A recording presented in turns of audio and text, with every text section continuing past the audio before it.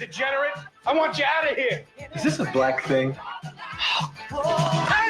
Sound your alarm, you're gonna break it! I need authorization. Authorize! Are we having a problem here? You have to! Act the Foley! And this is Max. And Max kills cops for a living!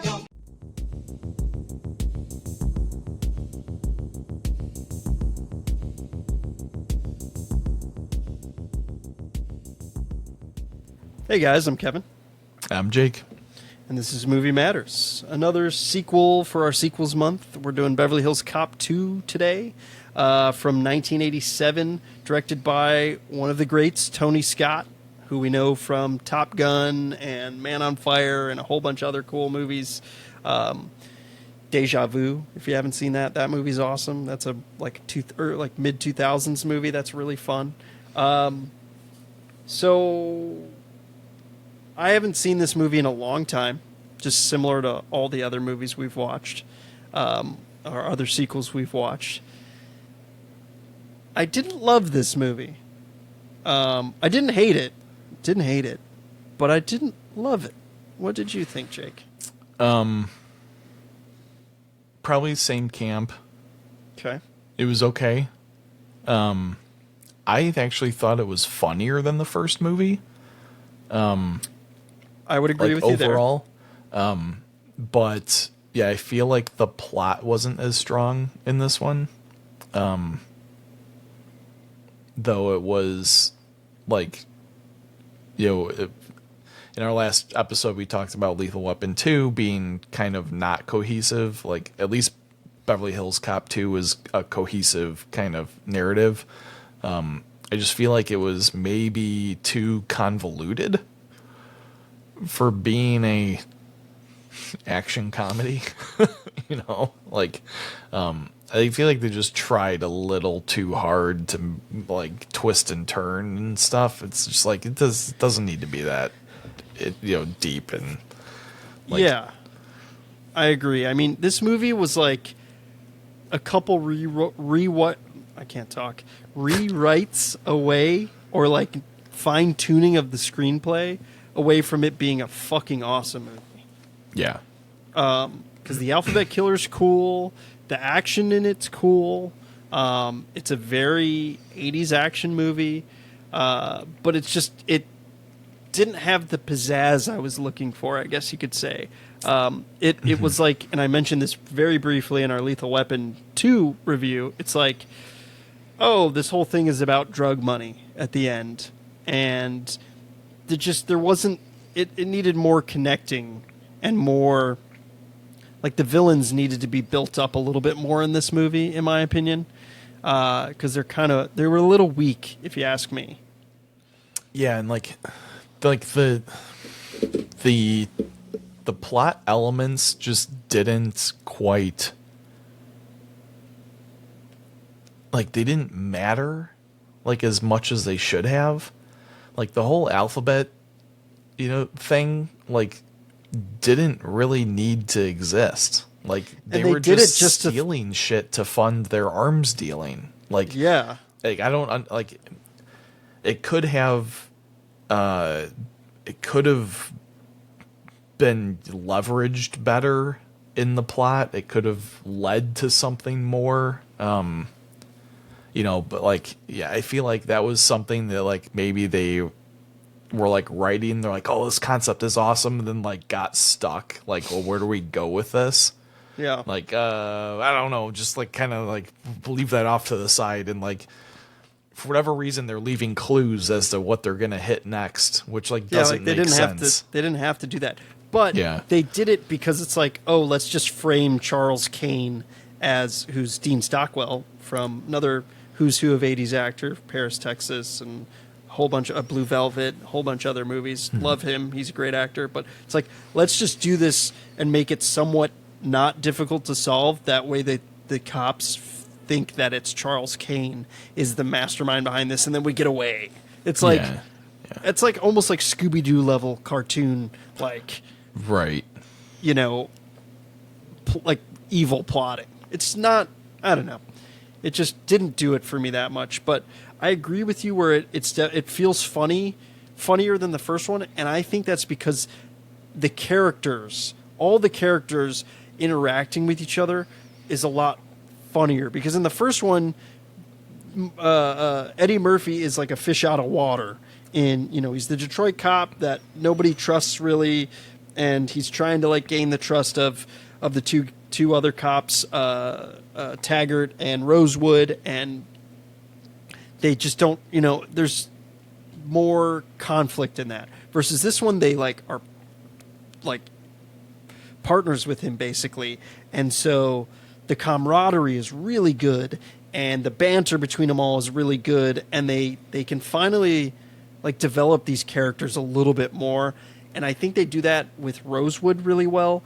Not as much with Taggart, John Aston's character. That's just basically like, oh, he's a divorcee and keeps, getting together with his ex-wife or not, that kind of thing. Versus Rosewood is like, now I'm he's a bad cop, but he's also a badass. Is kind of how they put him. Even though he's on the surface, he's like not. Like, yeah. He's kind of like a closet like psycho, and it's kind of funny. It's really funny, and I like how they like keep pushing the boundary with him of like his switchblade, and like pulls 2 shotguns in a trench coat out of his fucking trunk, and he's got these like guns stashed everywhere in his house. Yeah, yeah, and he's he's a green thumb, like he's a plant guy. Yeah, it's just that stuff's funny, and I enjoyed that, and I've always liked his character Rosewood, and I like him as an actor. What's his name? Judge Reinhold. Judge Reinhold, yeah. Yeah, he's great, and I think the characters interact a lot better with each other in this movie, and it's more about going.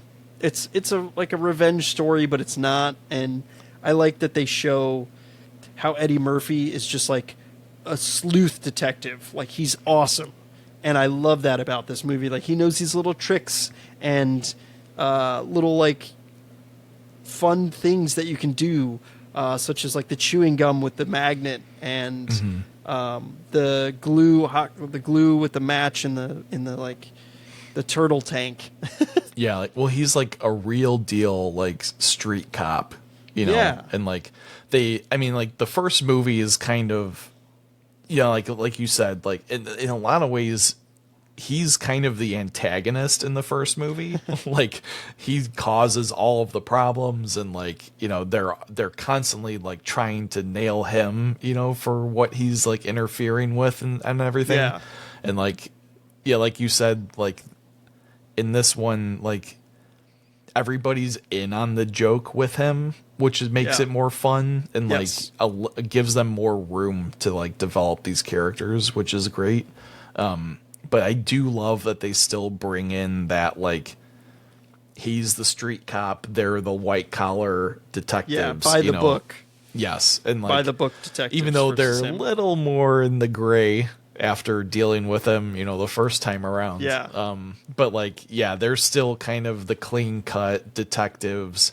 He's still the like, he kind of plays by his own rules, street cop. That's his undercover Ferrari, like crazy over the top, antics in Detroit. $2,000 suit or $1,000 suit.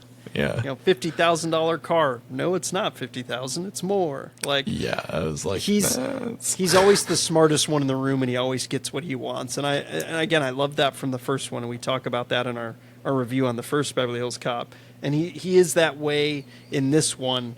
But it doesn't feel as much as the first one because of that reason of him being almost antagonistic to the rest of the characters in the first one. Versus this one, it's the camaraderie.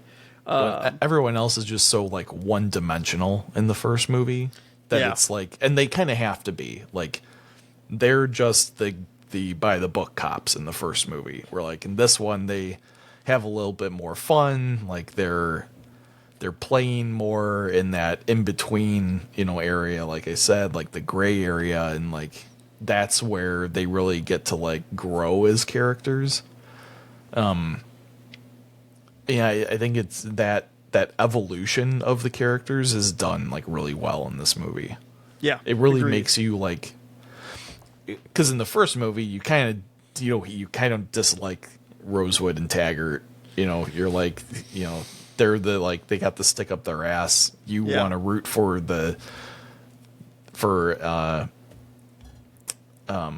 Axel.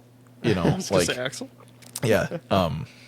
You want him to come out on top, and in this one you're rooting for everybody, and you actually get to know them, a little bit more, and that's satisfying as the audience, Yeah, definitely.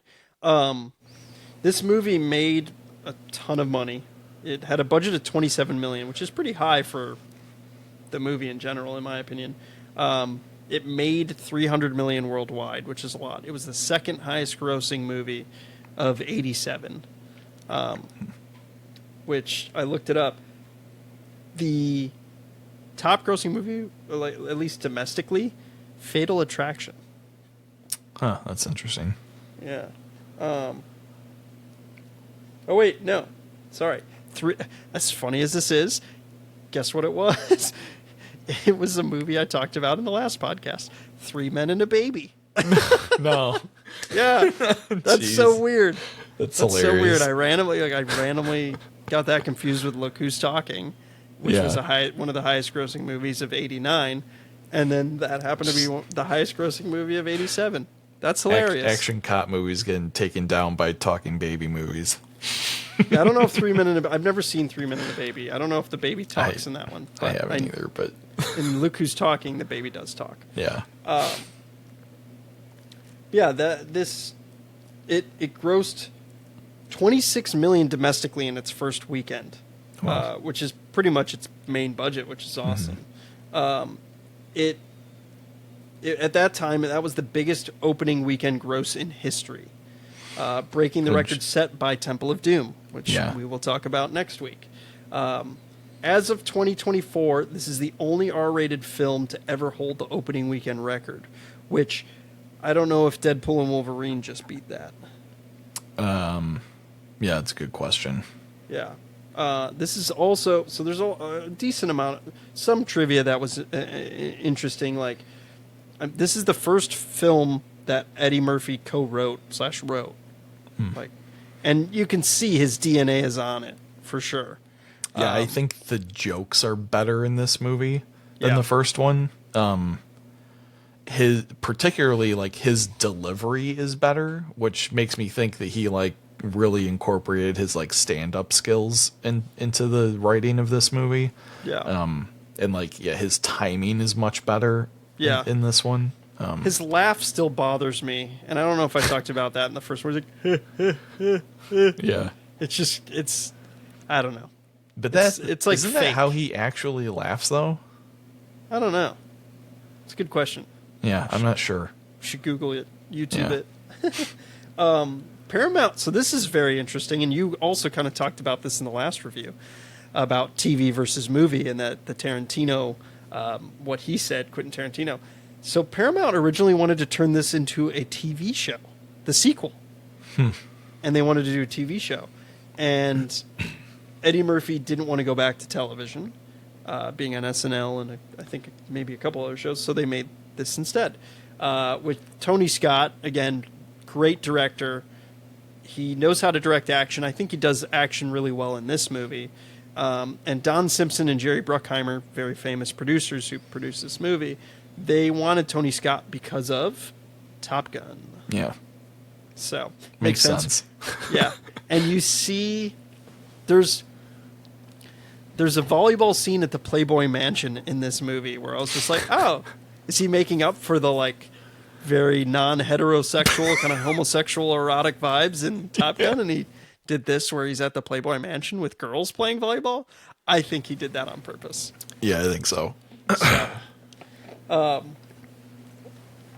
So this movie, despite it making a ton of money, did not fare well with audiences and critics that much. It was 50-50. People labeled it as an Eddie Murphy ego trip, and it had mediocre critical reviews. And and it's because of the reason it made, like, what people say why it did well at the box office is Tony Scott's high tempo directing. It's just like pretty quick. We kind of talked about that in Lethal Weapon too. And then Bridget Nielsen was a decent, pretty big star who's up and coming. And then it took a while for the next film to be released after this, because it was, I think it's 94 when Back to the Future, Beverly Hills Cop 3 comes out. Mm-hmm. But yeah, I want to. What do you think about Bridget Nielsen's character in this? Who is she? She's the blonde, tall girl. Oh, okay. Yeah, so this is where, again, like, the robbery aspect of the movie I like better than the calling card mystery thread. Yeah. You know, like, it makes sense to me that they would pull off these heists in order to fund their weapons dealing enterprise. Like, fine, you know, like, is what it is, whatever. Like, I don't mind her character. I think she's kind of like, she's like the high class criminal, but violent, you know, like, she's very 80s looking with, like, her clothes and her sunglasses and, like, everything. I didn't mind her character at all. Like, I thought she's kind of a good addition to the movie, and something different, you know, than, like, what we're seeing, you know, around this time. So agreed. It was refreshing to have I thought she was badass in this. I mean, she doesn't say a lot, or, you know, she does a lot, but she doesn't say a ton. Yeah. But, like, she almost reminds me of, like, maybe it's the haircut, Mayday in A View to a Kill a little bit. Like, she's this badass chick that just kills people. Yeah. Is like an assassin.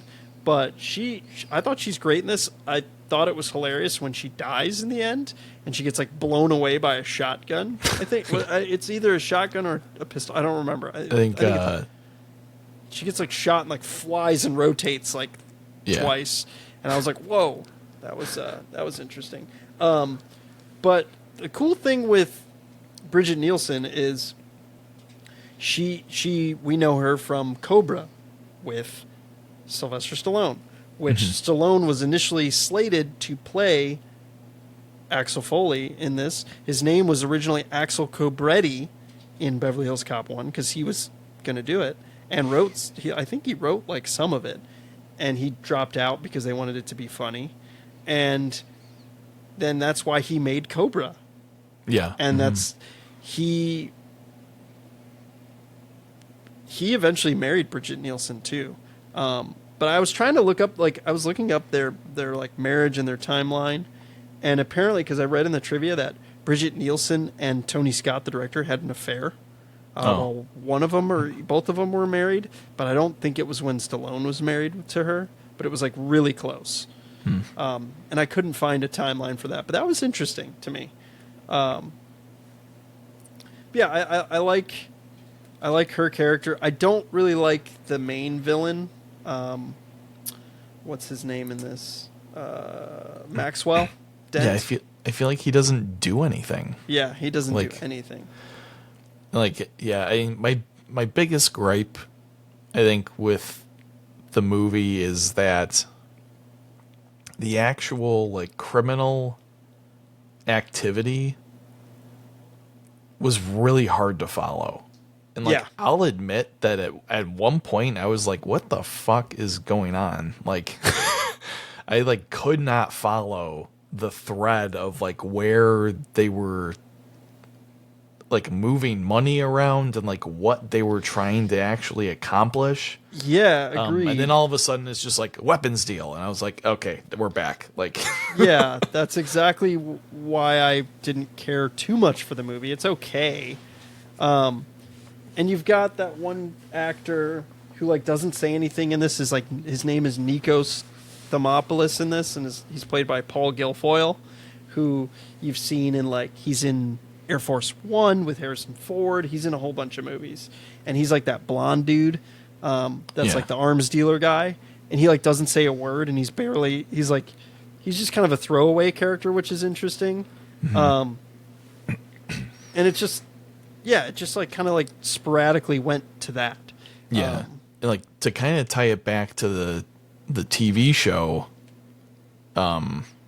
initial pitch, like this type of like multi-stage criminal enterprise plot, I think works in a TV show, like you can string these like different enterprises together in like a clever way, and like you could really develop that like alphabet aspect of it, and like how they're setting up the Kane as the fall guy, in like much more detail and stuff like that.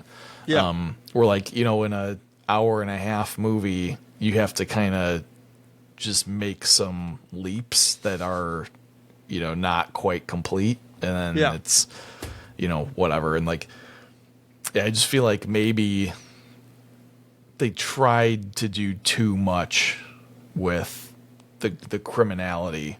They could we could have just gone from the get-go that these guys were weapon stealers. Especially with them owning a gun shop, or like managing a gun shop, and like all these bullets. It's like don't even do the robbery, don't even do the letters thing. Like they're just arms dealers, and like they're trying to track down arms dealers. Like it could have been that simple. Yeah. I don't know. I like simple now and then, or like now like simplify it. Just keep it easy. The sequel to primarily comedy action movie does not need to be this like super in-depth criminal exploration mystery. Like keep it simple, keep it funny. Like that's why people are going to see Beverly Hills Cop 2. Again, I think it has some bits that could be great and that are great, and it's like so close to being awesome. It's so like there's a little tweaking that they could have done to make it like really good and really entertaining. I think you nailed it when you said there were like maybe 2 or 3 like rewrites away from like having like an unbelievably fantastic version of this movie. What do you think of the soundtrack? I personally think in the first one they like overplay his theme song. In this one, it's not as overplayed. It's toned back. I think it's still a little excessive, but I don't mind it. Like it's a fun song. It didn't get in my head. It did not get in my head. Right, and that's the key. The first one did.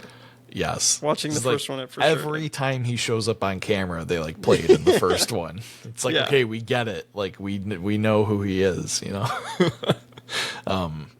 I mean, overall, like very 80s soundtrack. I'm a little upset they didn't bring back The Heat Is On, because I love that song. But from Glenn Frey. And so I have trivia on that. So, the song Shakedown is the main song, which it was nominated for, I think it was nominated for an Oscar. I'm going to check that. Hold on. I got to fact check myself. I'm pretty sure it was. Best music. For that song. So, it got nominated for an Oscar. Shakedown.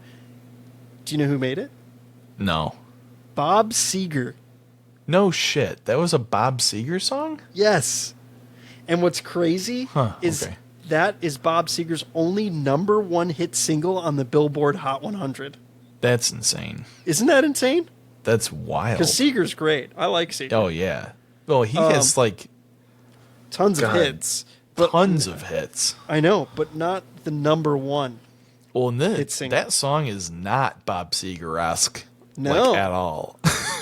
No. Pretty interesting. That's I got nominated for an Oscar for it. Pretty crazy. That's so funny. And so Glenn Frey, who did The Heat Is On, from the first one, he had to pull out because he lost his voice at last minute.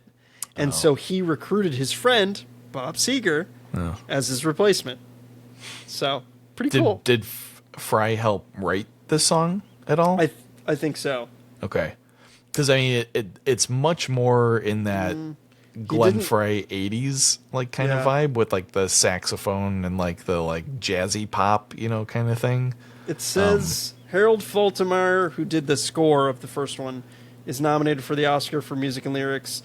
And then Keith Forsey did music and lyrics, and then Bob Seger did lyrics as well. Okay. So I don't think Frey did it. But interesting. But yeah, I mean, and well, they're probably trying to emulate The Heat Is On, because that song is like super iconic for the 80s, like in general. Like that song's great. Now that's going to be in my head. Yeah. Kind of want to listen to it.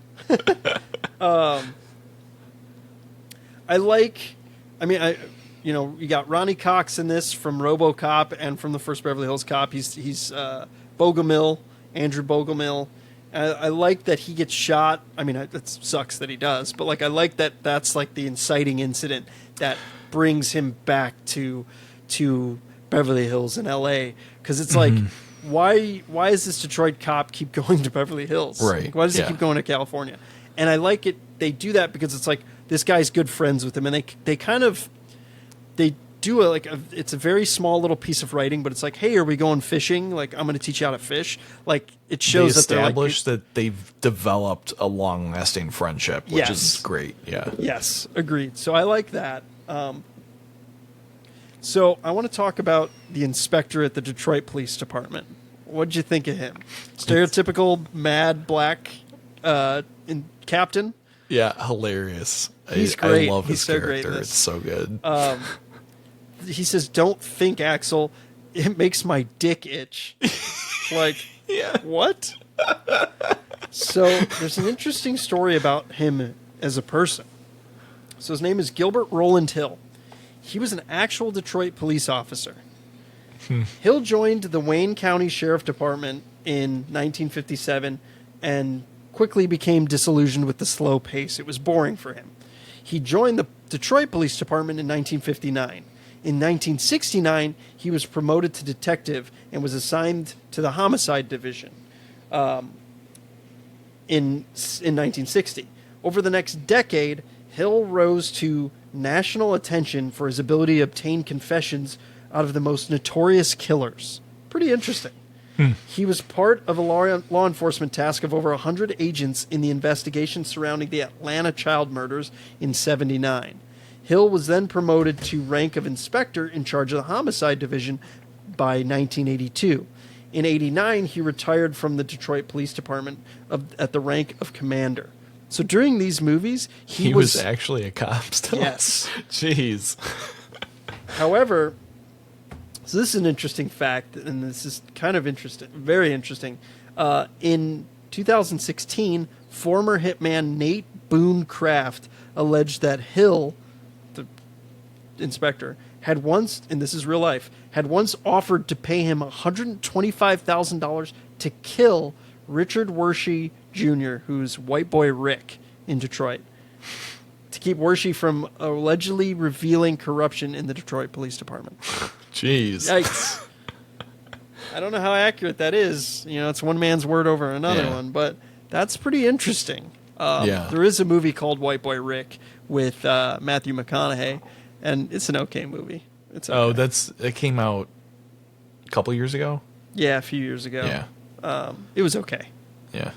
But, very interesting, especially that he's a cop, which, like, I don't know, I like when cops are actors in movies, or they once were a cop. Like, the main cop I always think about the main actor who I think about who used to be a cop is Dennis Farina, who we've talked about in Midnight Run. He's in Snatch. He's in Big Trouble. He's in all these great movies.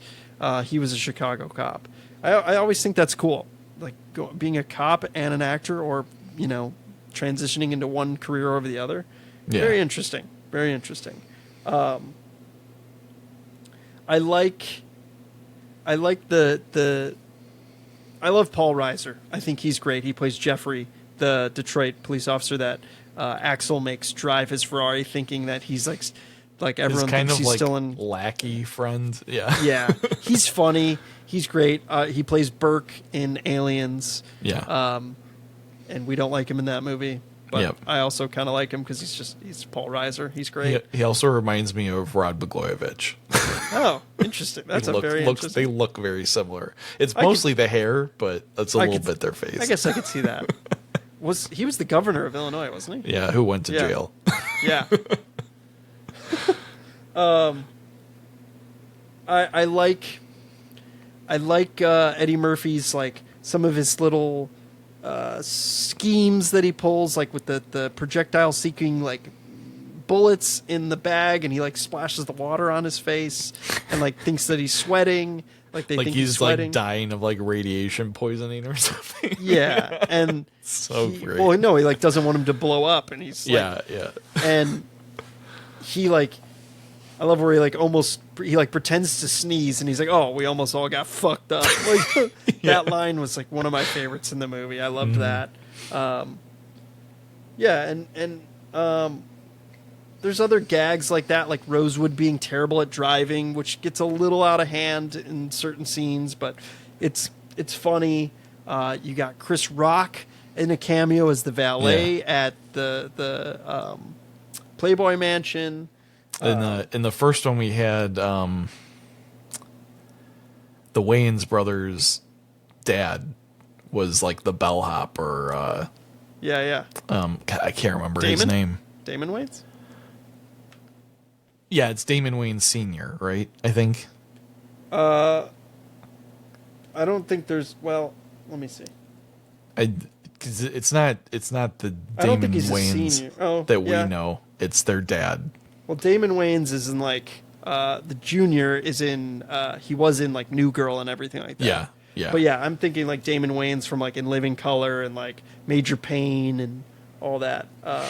He's in that. I forgot. I'm gonna Google that real quick. I mean, like those guys and Eddie Murphy were like all stand-ups together, in the '80s. So yeah, it was cool to see Chris Rock pop up, and yeah, it's funny to have like your friends in the movie because I bet they're friends. Yeah, and it's also funny to see Chris Rock in a cameo being Chris Rock. Yeah. You also got Gilbert Gottfried as like was he a lawyer or something? Yeah. Or what? No, what was he? I forgot. Was he a lawyer? Was he an accountant? I think accountant. Yeah. Yeah. A really scummy accountant. Yeah. That was funny. And apparently they improvised a lot of their dialogue in that scene.